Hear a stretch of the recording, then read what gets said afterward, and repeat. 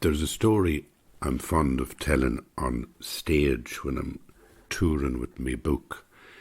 Oh, it's an old story, but it's true. When I was ordained as a priest, I was sent to a rural area in Fermanagh as a curate.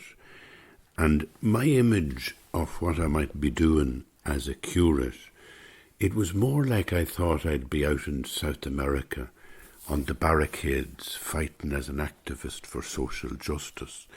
But I didn't think that I'd end up just in a quiet rural pub where the only thing I had to do was mind the tomatoes. There was a priest before me who used to grow tomatoes, and he built a greenhouse for them.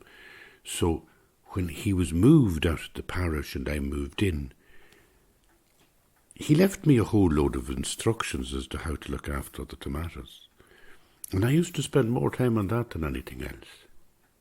And then I was terrified that a day would come when I would have to kind of engage in the most important thing that a priest might do, and that would be attending somebody who was ill or dying. Well, the first day came, the first time it happened, and the phone rang, and it was maybe, I don't know, maybe 11:30 at night. And I looked at the phone, and you'd be thinking, God, will I answer it? Well, I did. I answered it anyway, and there was a woman's voice, and she said, "He's very low, Father, will you come down?" And I was thinking, is there any way I'd put this off until morning? And then I thought, well, no, the man is dying, I better go down. So I got into my car and I drove about 3 miles out the country, up a long laneway to where the farmhouse was, and I parked in the back street, and I went to the back door, and I knocked. I felt like I was the exorcist, coming for some very meaningful ritual.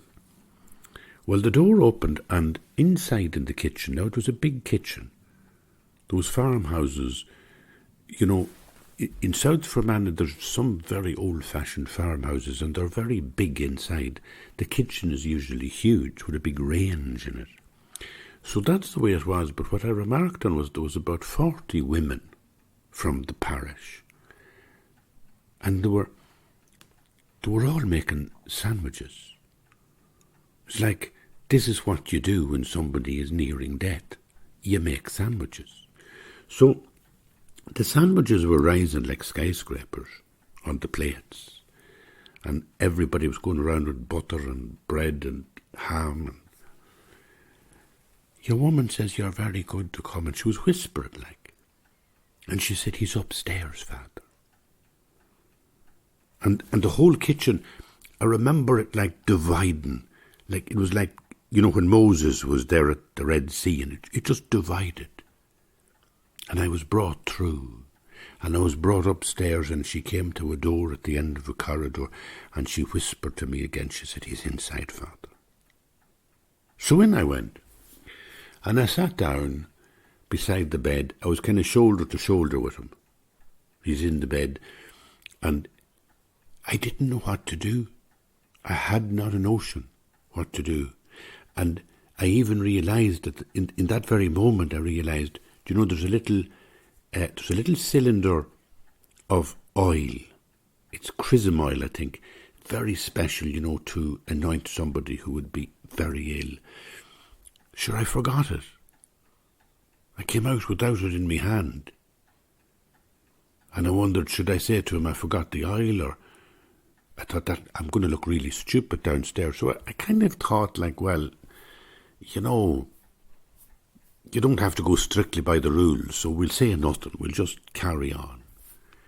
But I was sitting there beside the bed, and there was no word passing between the two of us. And eventually he says to me, "Would you have a cigarette, Father?" And I said, "Surely."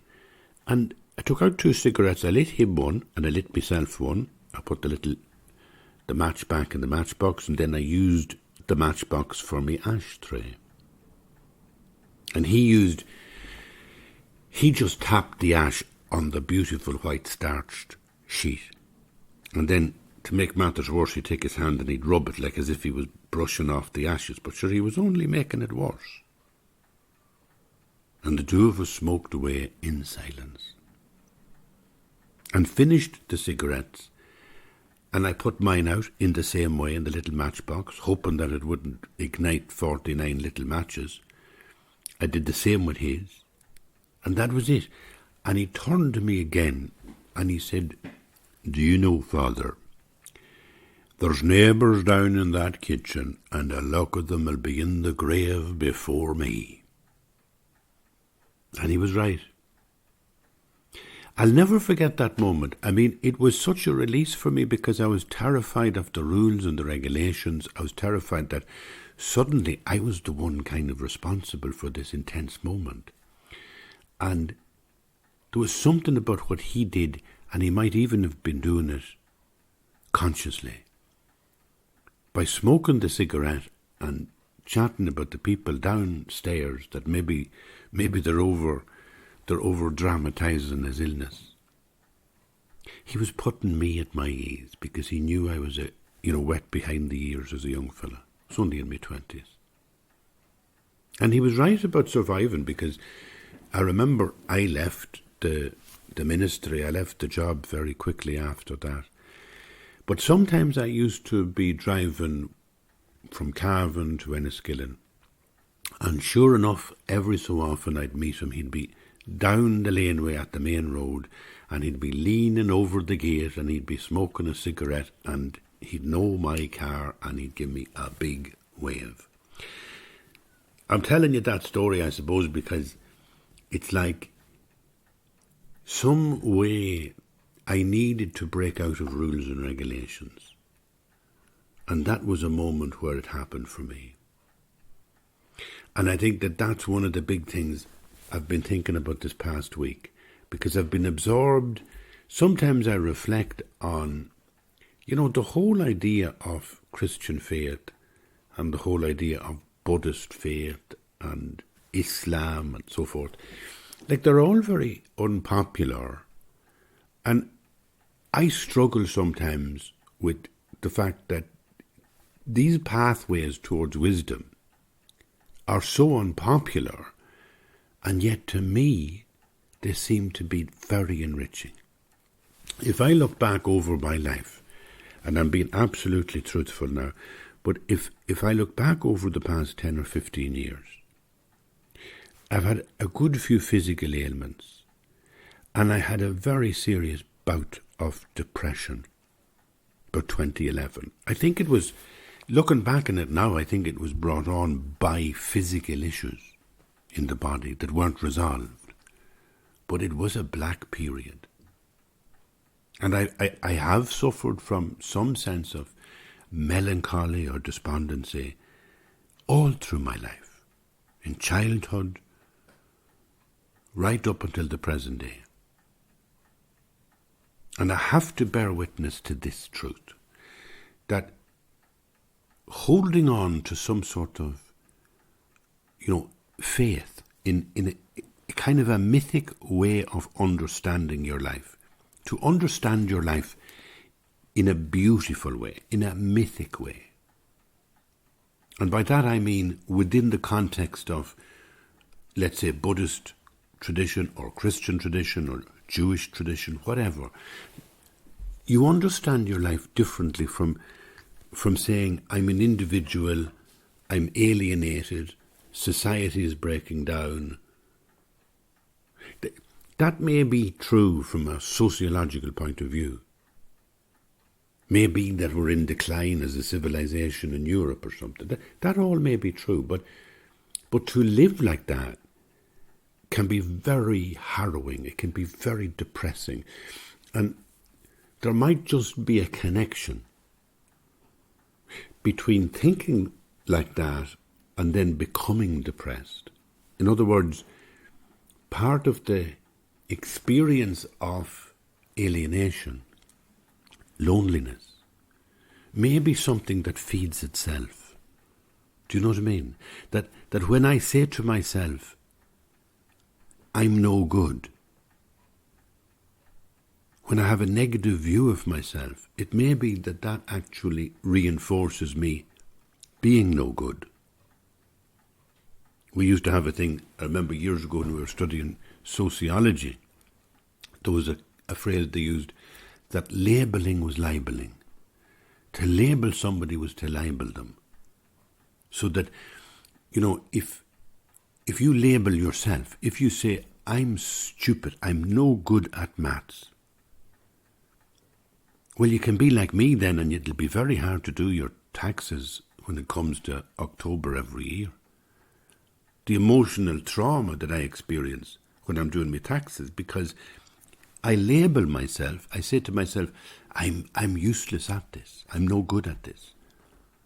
So maybe I'll make a mistake, and then it'll be terrible. What that does is, it gives me an enormous sense of anxiety before I actually do my taxes, and it's liable to encourage me to make mistakes because I'm feeling so negative. If you feel no good at something, the likelihood is that you won't achieve very highly in that realm. So that if you label yourself as being in some way disabled in a particular realm of, let's say, mathematics or literature, if you say, I'm a bad reader, I can't concentrate, the danger is that labelling yourself as such will actually block you from reading. And I think I was very much like that. There was a strange paradox in my life that I felt it so hard to read and to concentrate, whether it was dyslexia or something else, I don't know, but I felt it so hard to concentrate that I made an extra effort to do it. But if I had resigned myself to the idea, well, I'm bad at reading, well, the consequences are you don't read. And so that's kind of a sense of labelling is libeling. And I think that when I was with the fella in the parish in South Fermanagh, and he was in his 80s now, he was an old fella, and he was a wise old fella, and I was about 28, and he would have me well sussed, right? And he just kept his mouth shut and had a cigarette and enjoyed the cigarette, and that was the conversation. It was like two old lads sitting on a bench in silence. Everybody downstairs fussing about the sandwiches and worrying. They loved him. They were his family, they were his neighbours, they were worrying that he was going to die.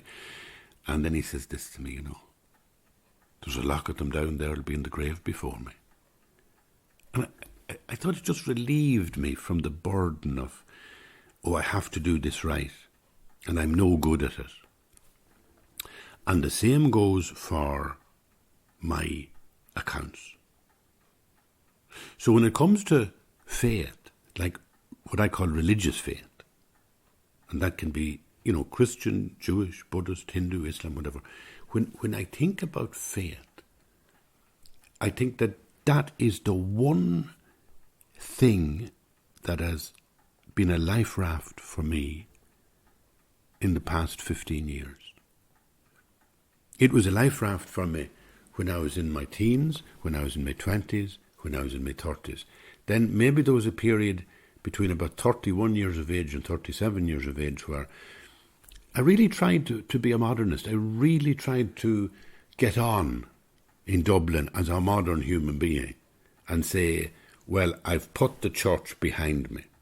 I've put religion behind me. Why? Well, because they're all corrupt and, the institution doesn't work. All that sort of, you still hear it today, people who are obsessed with the church in a negative way. They're constantly giving off about, the institution is too misogynistic, it's too much dominated by men, and it's full of scandals, and it abuses power. All that stuff. I went along with that, I'd say, for about 6 or 7 years, saying, okay, I'll distance myself and start, let's be free and modern in the world. And I have to say, by the time I was 40, I realised I can't live without some kind of faith. I can't live without it. There's something in my body, mind, in the mind that is in my body, that needs to light candles. It needs to pray. I need to take refuge in someone like that I can surrender my whole being and feel I am held and trust. I need to do it. And so I first turned to Buddhism because I felt, well, I've been there in Christianity, done that, been there, got the T-shirt and the collar, goodbye, no more a Christian. So happened to get this wonderful Lama who's living 40 minutes away over in West Cavan, and I went to him and I became a student, and I found myself doing the same things that I used to do as a Christian. I found myself lighting candles, lighting incense, kneeling on the ground, meditating and saying prayers to various deities. That grand, right? So I began to really see that what I was doing as a Christian was the same as what I was doing as Buddhist practice. And then I began to think, maybe the two are the same. Maybe in a way you could say that I'm practicing my Christianity by being Buddhist. By doing a Buddhist practice. I mean, Buddhist practice now, I'm just talking about simple things like, 10 minutes meditation once a day. I'm talking about getting a guru yoga practice, like a prayer, homage to the root guru. So the great Tsongkhapa, the great kind of teacher who was the start of the whole Gelugpa school in Tibetan Buddhism. And sort of having an image of him and just really saying prayers. All those kind of things seem to me, there's no real difference here between this and the Christian thing. And I felt that for a while, and it kind of opened the door and allowed me to experience a great peace. And I suppose when I had, in 2016, this miracle, if you like, in my life, because everything, here's the thing to remember, everything in your life is a miracle. Everything. And that's what religious faith is about. It's about looking at your life and realizing that it is not really you who are living it. It is the cosmos. It is the mindful, compassionate, ever-loving, all-loving nowness of being that is inhabiting you and living this moment in you, through you, with you. That's just the remarkable contours that religious faith gives you. And whether you pick it up as Buddhist or Christian or Jew or Muslim, I really believe, well, at least I really want to share with you that sense that in my life, that has been the transforming life raft, that has saved me from drowning, if you like, emotionally or psychologically or in despair. And one of the powerful things I began to realize when I would move then from, Christian faith to Buddhist practice, which is something I talk about. I talked about it a lot in a book called, two books. One is on Tuesdays I'm a Buddhist, and the other is What is Beautiful in the Sky. I talk about the fact that when I have enthusiasm for Christian practice, I open the bookcase and look at the icons, and I light maybe a sanctuary lamp beside the icon, and I spend time with the icon. And that's all. The greatest wisdom is in that phrase. Just spend time with it. Just spend 5 minutes. You don't have to do anything else. There's no big, profound teachings to be got. Spend time with the icon. And all the insights of theological wisdom will actually come to you. They'll actually come to you like simple realizations. And you'll feel them not in your brain, but in your heart, in your whole body. You'll feel them like realizations. That's the mystery of prayer. Prayer is actually the door into real theology. Now, the same is true in Buddhism. The same is exactly, it's the same thing you're doing. You're kind of opening the heart to the sense of mystery in the present moment, but you're doing it within terms of a mythic narrative. A mythic narrative that is trying to tell the story of who you are at a level that is not rational and it's not scientific and it's not informative. But it's who you are in a sense of meaning. Recognizing that, as even psychologists do, recognizing that meaning is the fundamental kind of DNA or thread that holds your entire life together. And that it is meaning that we strive for rather than happiness. And so whether it be a Christian, Jew, Buddhist, whoever, if they have found meaning, if they have found that in their heart they are blessed by their deity, I think they found happiness. I think you found somebody with happiness. And I think that we need it in the time we're living in. Because we may be living at a time where it looks like it's the end of civilization. And there's so much happening. I don't talk about, the day-to-day politics of the world or of Western culture, the politics of American presidents and, Brexit and the European Union and the far right and the far left and, all the different ideologies that are emerging about the nature of what it is to be human. All I know is that when you let go of the mythic way of thinking about being human, which is contained and encapsulated in all great religions, you end up needing an alternative, and the alternative usually is an ideological, intellectual, rational, argumentative thesis about what it is to be human.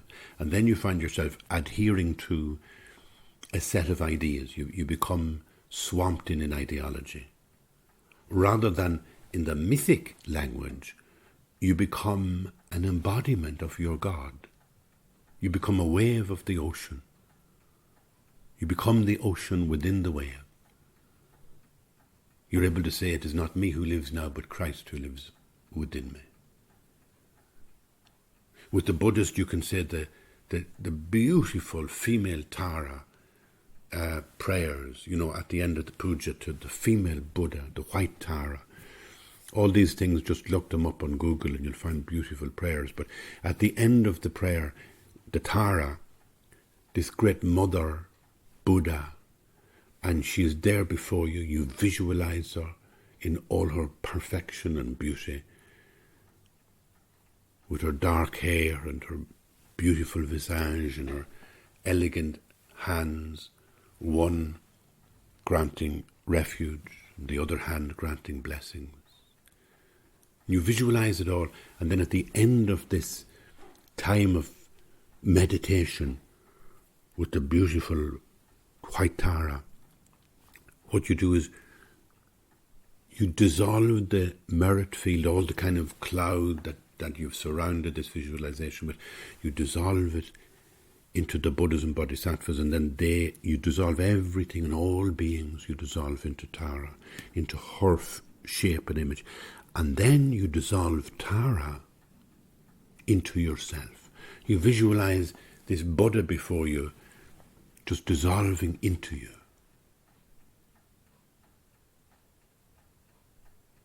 And you feel, the prayer says, and I feel great bliss and devotion. Because in that moment you have become Tara, you have become the ocean. So that sense of identification with the great God, goddess, with the mentor deity, that identification happens in all religious traditions and in virtually all practices within traditions. You'll find that whether you're thinking about your Angel Micheal or a saint, whether you're thinking of Padre Pio, whether you're thinking of the Virgin Mary, or in Buddhist terms, Manjushri, the great Buddha of wisdom, Vajrapani, the great, diamond enforcer of goodness and truth, Shenredzig, the great Buddha of compassion, limitless compassion. The image of the Shenredzig Buddha is this figure standing with 1,000 hands in a full circle, 360 degrees, right around, as he stretches out the hands, 360, 1,000 hands. That's Shenredzig, giving completely, totally, all compassion. And that is the Buddha who is manifest, emanates within the great Lama that is called the ocean of compassion, the Dalai Lama. So again, you have this sense of the Buddha dissolving and then emanating in the human being. In the Dalai Lama, who is reincarnate endlessly, it is the Buddha of compassion. And then what that does, I suppose, in Buddhist terms, in Tibetan terms, is it gives you a focus so that you're never stuck thinking about compassion as an idea. You're never trying to internalize Buddhist teachings simply as ideas. You're internalizing Buddhist faith by your practice, obviously being compassionate to your pet cat, your family and your neighbours and whoever else. But once in a while, if you're being religious in a way that you want to express your religion, you're actually going to, let's say, your teacher, the Lama, and simply by being in his presence, you're acknowledging that he is the emanation, or she is the emanation of the Buddha. And in the ritual of reverencing your teacher, you're reverencing the Buddha. So the ritual is so important, and it's also so important in Christianity.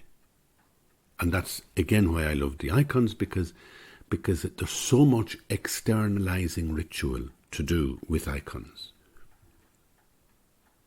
You don't think with your brain mind within the Orthodox tradition. You're having to think with your body mind. And that means that there's a huge vocabulary of lovely things you can do just spontaneously, the same way as you might have a physical relationship with a cat and be affectionate to the little pet, the gentility of the cat.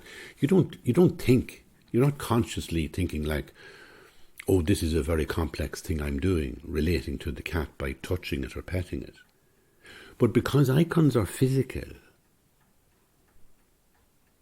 you touch them.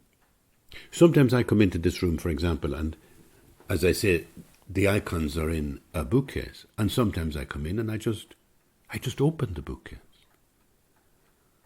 I'm not at a level where I want to say prayers. I'm not at a level maybe where I even want to believe. And yeah, there are some times, this is one of the really interesting things about faith, religious faith, is it comes and goes. Lord, I believe, help my unbelief.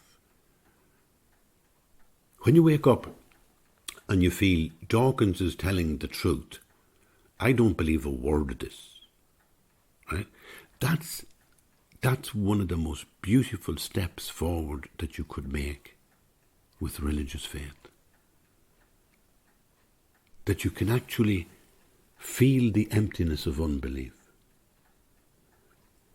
and realize that your mind moves between the two, between faith and non-faith, between belief and unbelief. I think it was St. Augustine who used the image of Christ on the cross, poised between two thieves, one a symbol of hope and faith, and the other a symbol of despair and unbelief. And that's where we're poised always, between hope and despair. Flip back to Buddha's teachings and they will always say that the ultimate teaching is there is no teaching. If you grip the last thing in your journey towards enlightenment, and at the very last minute you start to grip the teachings and say, this Buddhism is true. And you kind of get so convinced it's almost like you're clenching your fist around the teachings and saying, this is the truth. I should tell this to everybody. Well, you've made the mistake of that ultimate final attachment, which is attachment to the teachings. And so in Buddhism, they actually, by implication, are saying that you need to let go of everything, and that would mean letting go of the teachings, letting go of even faith, so that for them that space of emptiness is not nihilistic. It's not like an alternative conviction. Like in the West, we have a conviction that says there is a God, there is all this goodness and truth. And then we have this flip that says, actually there's not. I've read Nietzsche, none of it's true. So you get this kind of two extremes. One is a sort of substantialism that, Christian teachings are definitely true. And then the other is to reject it and say they're definitely not true. Well, one of the things that I've found so valuable about Buddhist tradition over the years has been this powerful wisdom that leads you to understand the in-between space. The in-between space is so delicate that you cannot even be attached to your own view of the world. And that's where you really get into the present moment. That's when everything, even your faith intellectually, can hold you back from experiencing the beauty and love and compassion that is in the present moment for you. And it comes to you from the birds on the feeder, the cat at the window, the animals, including the lovely two foxes down in the garden. It comes to you through all the animals, through all the leaves and the trees, but it comes to you also from your loved ones, and alone, when you're alone, it comes from something within you that is beyond you. And you realize that just as the leaf is beautiful and is singing its song of glory to God by falling, so too you, in your age, in your withering, are growing beautifully into the awakened sense of God within you. That's the way it goes. And I got that, I have to say, I got that from the mixture of the two, from the fact that life sent me hurtling towards Buddhism because I thought, well, I'm finished with Christianity. And then, lo and behold, a miracle arrives in 2016, and I find myself working my way back home to the Christian story. And now I'm saying to you, and I'm sharing with you heartfeltly, that what I feel about those, and I feel it about Islam as well, is that they are ways of believing mythically in a sense of identity. They don't undermine the science, they don't undermine the psychology, they don't undermine any of the other sciences of modernity with which you may be developing a sense of who you are and meaning in life. They don't undermine them, but they actually work as a life raft of deep comfort and support when you use them in your own private world of perceptions. When you begin to say, this is who I am a child of God, I am beloved of the Father, whatever way you want to put it. It's a beautiful way to be in the world. And it is an assistance and a help to all the other modern sciences, physical sciences and mental, psychological science, all the ways that we fabricate a sense of identity. The one place they fall down is on the sense of alienation, the sense of nihilism, the sense that we get caught in our solitude by something inside us that eats away and makes us feel sad, lonely, depressed, despondent and despairing. And my witness to you today is that I have found over the past 15 years there's a great strength in faith. I think that's what the old man, was trying to lead me towards all those years ago when I was about 28 years of age, and I thought it was all in the rules and regulations. And I realised that what he wanted to happen was just to share the moment with me and him smoking a cigarette. And for the length of a cigarette, we were silent. We were in, if you like, a sense of calm abiding in the presence of each other, but I think also inevitably sensing, as we were in the presence of each other, that together we were sharing a calm abiding with a bigger sense of presence. And that sense of presence, you might have a different phrase for it in Christianity or in Buddhism or Judaism, but it is the same presence, really. It is the same. It is the one. It is the one transcendent God. It is the one sense of being and presence that manifests itself. So, there was one other thing I really wanted to do, if you don't mind.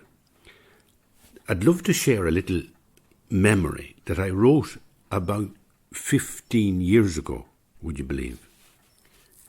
It was around the time of the summer, and I was going around looking at various interesting things in the country and writing about them in the Irish Times. And I'll just read it for you, I'll share it with you, and then we'll think about it. So, I was saying that on the last weekend, now this is 15 years ago, but last weekend, she would have been 15 at the time. Last weekend, my daughter, I saw her dancing at a wedding. And I suddenly realised that she had grown up. The long ago days of carry carts and rubber ducks, of furry toys and jingling bells, were gone forever. Yesterday's child had become today's beautiful woman. Rapunzel had fled the tower. But I realised that I too must be even older than I thought, which made me sad. Then came the news that an acquaintance had died suddenly, a good man, and far too young. So by Monday afternoon I was sinking into unbearable melancholy. I would have been 55, being melancholic about getting old, and now I'm 70, right? I decided to climb the spire of Lloyd, L-L-O-Y-D, Lloyd. The spire of Lloyd is a mock lighthouse which stands 428 feet above sea level in the middle of Meath. It was built in 1791 in commemoration of Lord Ebective, and it stands on a hill where in previous ages humans built ring forts and a variety of habitable enclosures.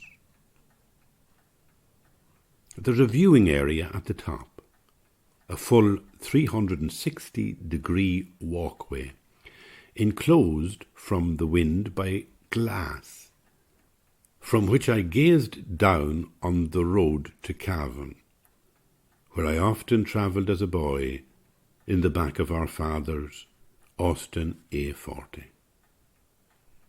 In those days I thought the lighthouse on the hill was a cactus plant. At other times it resembled a man with a 10-gallon hat, like the one Hoss Cartwright used to wear in Bonanza. And occasionally it just looked alarmingly like Aunt Agnes, a woman who had a shop in Bridge Street in Cavan, and she had a penchant for flamboyant headdresses. So I puffed my way to the top of the spiral staircase and walked out into the sky at the top of the tower to view the Cooley Mountains, the windmills beyond Shercock, and the flat lands that stretch as far as Wicklow. The spire of Lloyd may have brought some delight to the lords and ladies of Meath in the latter part of the 19th century, as they quaffed punch and watched for their ships coming into Carlingford Lough, or as they cheered the hunting hounds chasing furry animals in the flat fields below. But all the views from that blind lighthouse could not lift my spirits. I couldn't avoid the ugliness of the industrial estate below me, just outside Kells. I couldn't resist thinking about the hill of Tara in the distance and the long lacerating gash in the earth where thousands of tons of cement had been poured onto the sleeping dead to make a road for fast cars. And as my eyes scoured the fields of Mead, I couldn't forget Francis Ledwidge, who may have once gazed up at that same spire before he went to France to die in another field, looking for some desperate glory and believing the old lie, dulce et decorum est, pro patria mori. When I returned to ground level and took one backward glance at the mock lighthouse, I noticed that the lantern at the tip, the glass room that might have enclosed light in a real lighthouse, was stuffed with electronic equipment, enough to guide a small spacecraft down from the moon. Once again the spire began to bear an alarming resemblance to Aunt Agnes, who was deaf, and used a listening device of enormous complexity in her ear, which sometimes sizzled and made her face contort, as if she were receiving messages from outer space. Apparently the listening device in the spire is the property of some mobile phone company, who had effectively and discreetly transformed the monument into a telephone mast. On my way home, I decided to climb the green hills beside Lough Crew and rest for a while near the passage graves that remain unspoiled at the top. The heaped stones where twice a year the equinox sun still enters on enclosed chambers, coming in and slanting and caressing 5 beautiful carvings of the sun within. Twice a year an ancient people's hope in something permanent beyond the grave is illustrated as the sun fingers the stone carvings and transforms the passage grave into an exquisite house of light. From Lough Crew I looked again at the spire of Lloyd in the distance, a phallic monument confident in its own reason and logic, aesthetic in a provincial sort of way. Just as in 1791 it was a mock lighthouse, so now by the ingenuity of some telephone company it has become a mock monument. And that's, I suppose, where I leave it, because the image came back to me this morning. The spire of Lloyd, in all its strangeness, looking like, as I say, Hoss with the big 10-gallon hat in the old film Bonanza television program, and inside it wasn't what you thought. It was a listening phone reception mast. So there was always a mock something, do you know? It was like a mock lighthouse. Can you imagine them putting a lighthouse in the middle of Meath? Can you imagine them sitting up there looking at the horses and hounds covering the ground below? And can you imagine them trying to see Carlingford Lough and say, oh, there's our boats, there's our ships? Well, that's okay. But you see, when I go back 4,000 years and I'm at Lough Crew and I'm thinking, on the equinox, there's light comes in here. And the light fills up the internal chamber. Same happens in midwinter in Newgrange. It's two different ways of thinking about light, you know. And that's what got me thinking, I suppose, about how religions can sometimes, they can be created by, you know, the rational side. It's the intellectual, rational side of us that actually pushes religion forward and makes this huge organizational system work, whether it be in any religion. But there's another way of thinking about religion, and that is like the hidden light that just happens to come in the aperture if the aperture is in the right place. You know? Somebody had to know in Newgrange or in Lough Crew, somebody had to know that if I place these stones like this, then on this precise day, the light will come straight through. And if it comes straight through, it will hit the back wall, then the whole thing will bounce into a kind of a glory of light in the space. Somebody knew that. And to me, it's like a metaphor for how you use religion. That if you shape your life to be open, the light will come into it. If you build your life with the aperture at the right angle, the light will come in. If you build your life like a tower, like a kind of a great, like a watchtower, the light won't come in because there's something fake about it. You know, you're saying, oh, I'm a watchtower that spreads my light around the place, but you don't really. And those two images seemed to me this morning were talking to me about two ways of thinking about religion. And the problem is, I suppose, that if you think about religion as the fake, you know, an institution that is kind of just pretending to be giving out light and it's not giving out light at all, which is where we are. That's where we are in the West. We're in this area of total disillusionment with mythic ways of faith, mythic ways of believing. And what do? We blame institutional religion. We say, look what they did to everybody. They damaged everybody. They were really bad. Have none of it. And yet that's only one way to think about religious institutions. They are the very institutions. They are a pretense. Even in the gospel, Jesus says, you know, about the Pharisee, painted sepulchre, right? All light on the outside and rotten inside.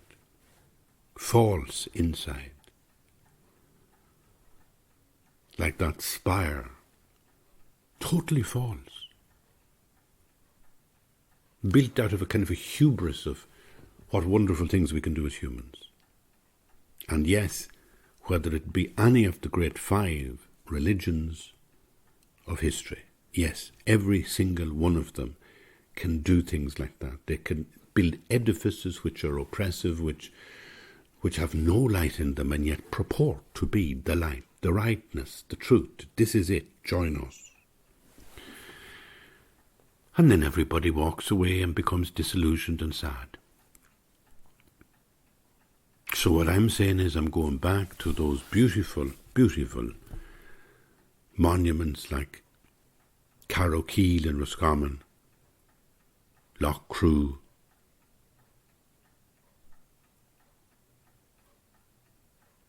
Newgrange, beautiful 4,000 years ago, monuments that created a space and then created this sense of where precisely do I leave the aperture so that the sun will come in and fill this. And all the time we're told about these spaces as if they were astronomical,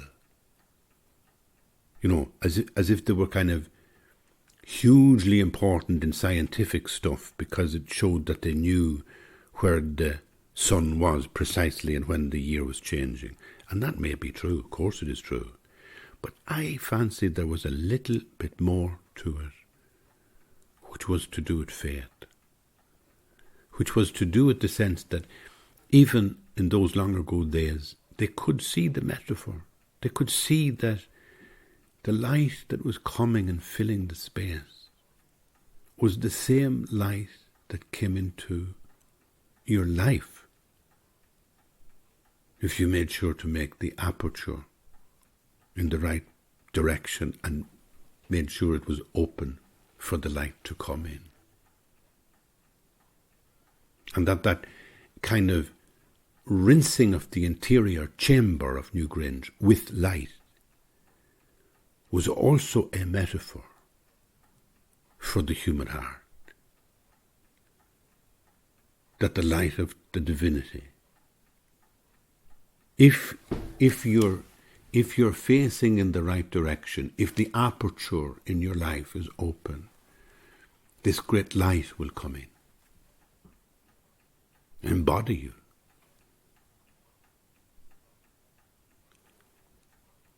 There you go.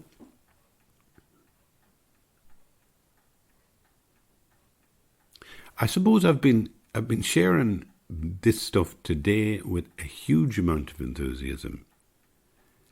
And I don't know why it seems accidental to me, but it is the feast of the Archangel Gabriel. No, the Archangel Micheal. And the Archangel Micheal, often called Saint Michael, he's for me a focus all my life because my name is Michael. In Orthodox, they might say that was my name day. The saint, you connect with the feast of the saint.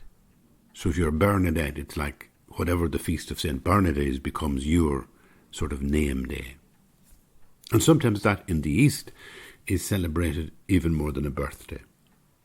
So on the feast of Saint Michael, I feel it's like my birthday. Not my human birth, but my Christian birth, my sense of, and also the light of that angel. So I've been just sharing with you out of huge and pure enthusiasm. And thank you for being here and have a wonderful weekend. I'll talk to you next week. Bye-bye.